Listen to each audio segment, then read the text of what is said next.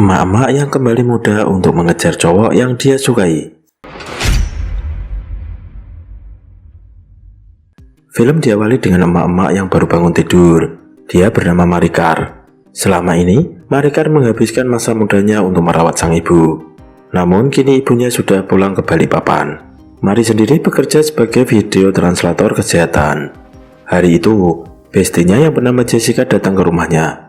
Di sini Jessica menyarankan Mari untuk melanjutkan hidup dan menikmati dunia luar. Apalagi ibunya sudah berpulang.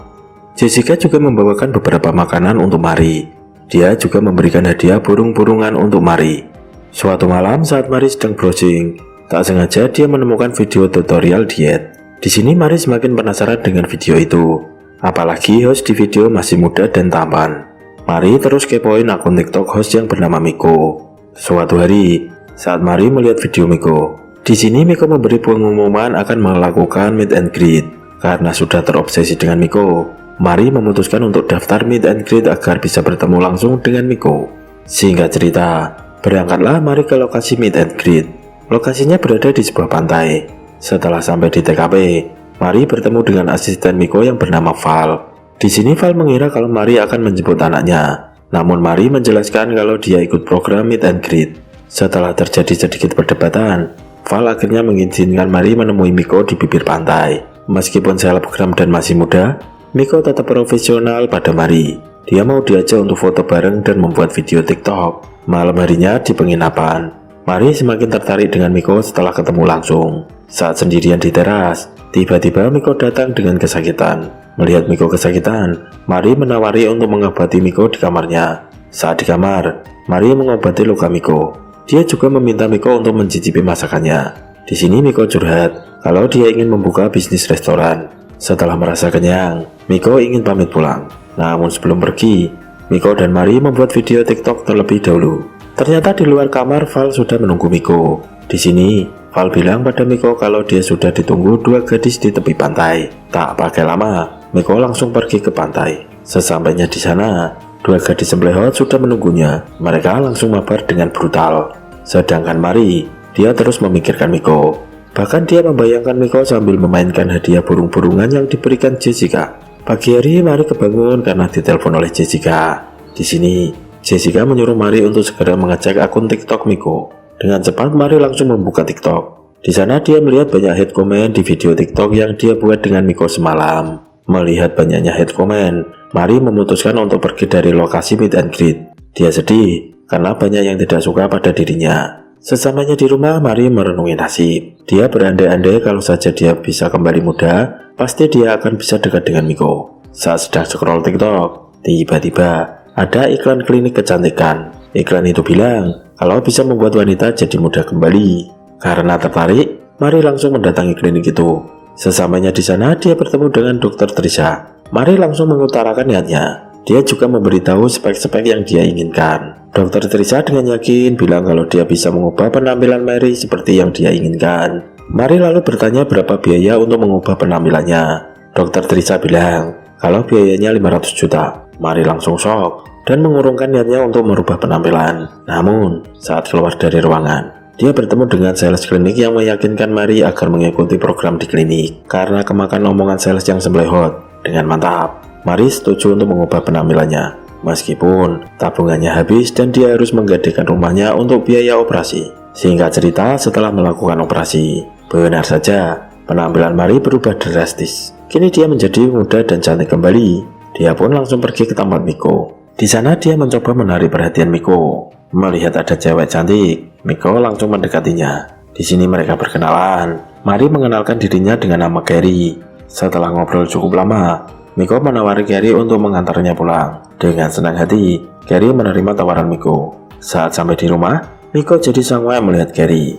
Tanpa basa-basi, dia langsung ngokop Gary. Saat sedang asik-asiknya, tiba-tiba Miko kaget melihat foto Mari di dinding. Miko pun bertanya ada hubungan apa Gary dengan Mari. Di sini Gary bilang kalau dia untuk sementara menjaga rumah Mari selama dia pergi ke luar negeri. Gary yang udah terlanjur sange mencoba memaksa Miko untuk ijlik. Namun karena Miko ada keperluan, dia izin untuk pulang. Malam itu Gary gagal gameboy dengan Miko. Paginya, Jessica datang ke rumah Mari. Dia sangat kaget melihat perubahan yang dialami Mari.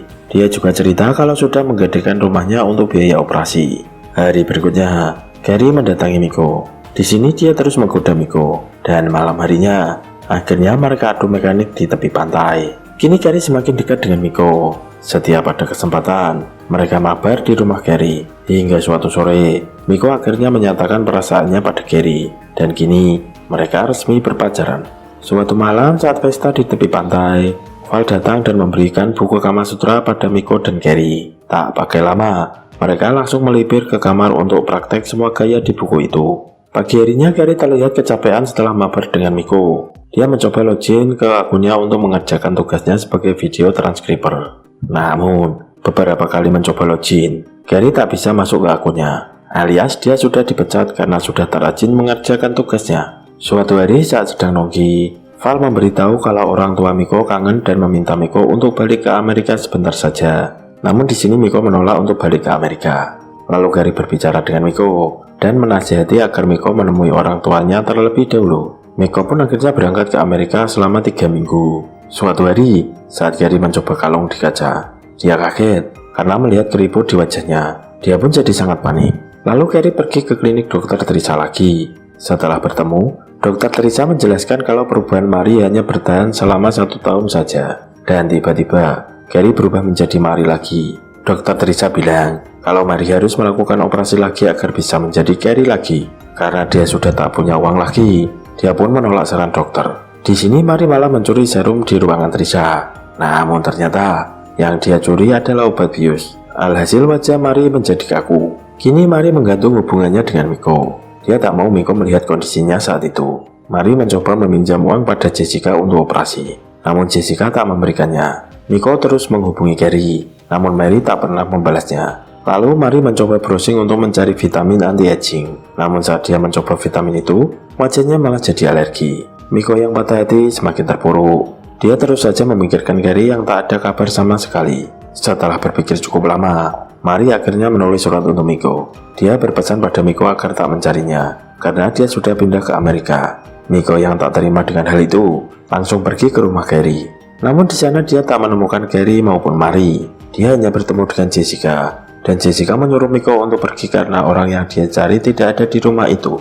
Hingga suatu hari, saat Mary pergi ke toko roti, dia tak sengaja bertemu dengan Miko. Di sini, Miko menanyakan kabar Gary. Lalu Mary menjawab kalau Gary sudah pindah ke Amerika dan tak akan pernah kembali lagi. Saat mereka ngobrol, tiba-tiba datang emak-emak yang mendekati Miko. Di sini, Mary mengira kalau itu adalah ibunya Miko. Namun Miko bilang kalau itu adalah tunangannya. Dia menemukan sifat-sifat Gary pada emak-emak itu. Mengetahui Miko suka dengan wanita berumur, membuat Mary menjadi marah dan melampiaskan kemarahannya pada Miko. Di suatu siang, Jessica memberi saran pada Mary agar jujur saja pada Miko tentang siapa Gary sebenarnya, agar hidup Mary lebih tenang dan tak ada beban pikiran. Akhirnya Mary mengikuti saran Jessica. Mary membuat sebuah video pengakuan dan dia kirim video itu kepada Miko. Kini, Miko tahu kalau Gary sebenarnya adalah Mary. Hal ini pun membuat Miko galau dan sedih. Dan film pun selesai. Pesan dari film ini adalah lebih baik jujur sebelum menyesal di kemudian hari. See you. Jangan lupa subscribe dan jangan lupa bahagia.